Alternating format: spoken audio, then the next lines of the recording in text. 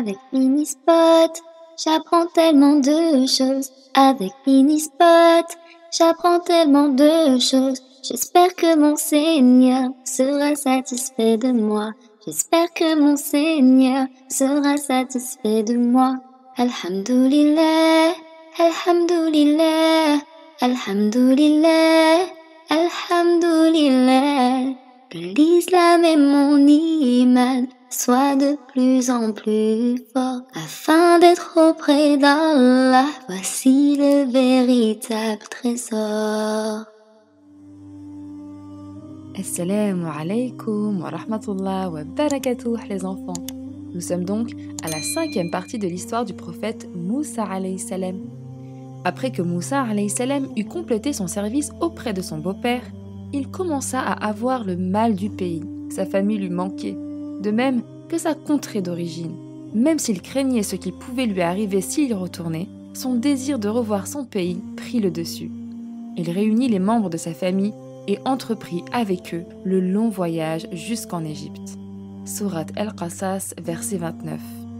Puis, au terme du délai convenu, Moussa se mit en route avec sa famille. Il aperçut un feu du côté du mont Sinaï. Il dit aux siens « Attendez-moi ici. J'ai vu du feu, au loin.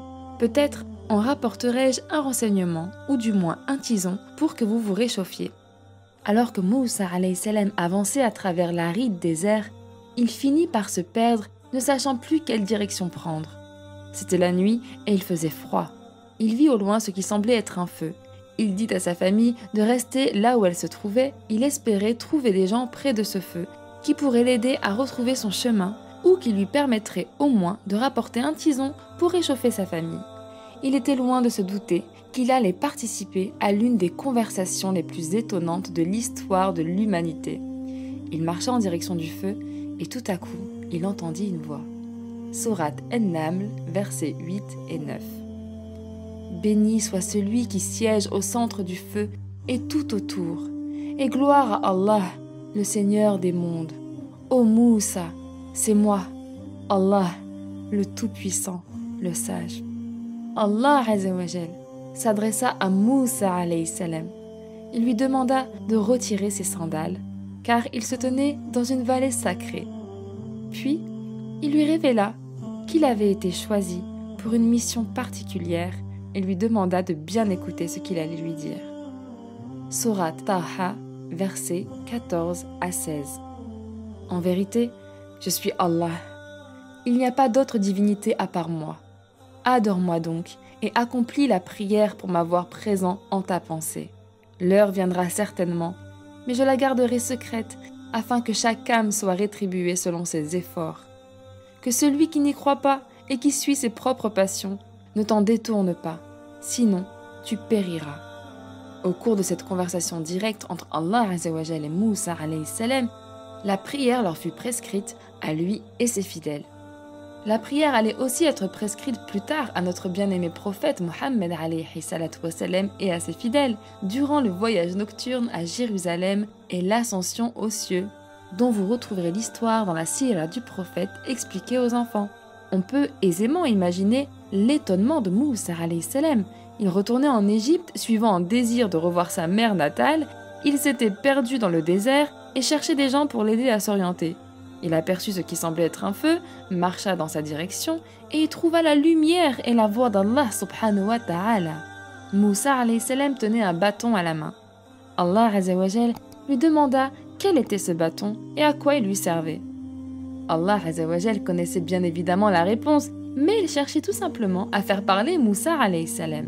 Celui-ci répondit « C'est mon bâton sur lequel je m'appuie et qui me sert à effeuiller les arbres pour mes moutons, et j'en fais aussi d'autres usages. » Moussa alayhi salam savait bien que son bâton n'avait rien de particulier, mais Allah Azza wa Jal lui demanda de le jeter au sol. Et quand Moussa alayhi salam s'exécuta, son bâton se mit à ramper et à s'agiter. Il venait d'être transformé en serpent.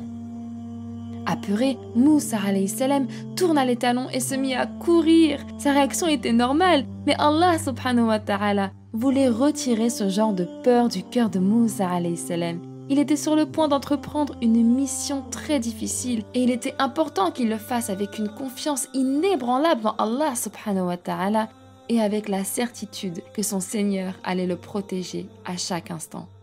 Sourate Al-Qasas, verset 31. Jette ton bâton par terre. Mais quand il vit son bâton se tordre comme un serpent, il se tourna aussitôt pour s'enfuir précipitamment. Mais la voix lui dit « Ô Moussa, approche et ne crains rien. Tu es du nombre de ceux qui sont en sécurité. » Allah Azza wa Jal dit ensuite à Moussa alayhi salam de mettre sa main dans son manteau et de l'en ressortir.